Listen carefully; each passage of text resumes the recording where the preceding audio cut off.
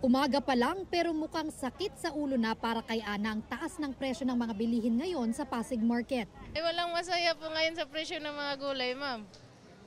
Talagang nagmahal po ang mga gulay.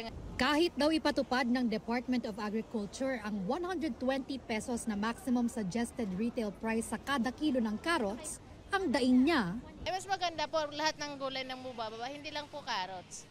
Kasi po, lalo na yung mga sinasabi ng DTI na 500 nutrient na hindi kaya po. Nasa 140 hanggang 160 pesos ang kada kilo ng carrots ngayon sa Pasig Market. Ayon sa ilang nagtitinda ng gulay, bumaba na yan. Pero hindi pa rin pasok sa MSRP na itinakda ng DA. Hindi kakayanin yan, hindi katulad dati kasi iba na ang panahon ngayon. Hindi natin masasabi na bababa pa siya. Halimbawa, ang kuha namin is 100 tapos 120, 20 pesos. Anong mangyayari? Paano naman kami 20 pesos? Hindi makakabuhay ng pamilya yun. Pasok naman sa itinakdang 350 pesos MSRP ang kada kilo ng kasim at pigerito.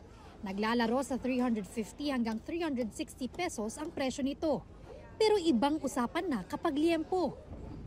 Halos yung liempo nga halos parehas na ng yung baka. Sana nga bumaba pa para mas masaya.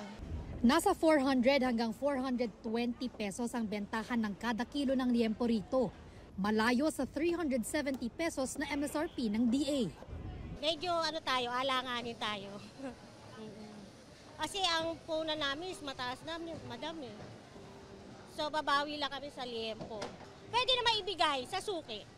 Kaya naman po ba? Kaya lang wala na po kaming kita. Konti lang. Tama lang. Nagtakda ng MSRP ang DA sa karneng baboy at carrots dahil sa inaasahang pagtaas ng demand ngayong holiday season.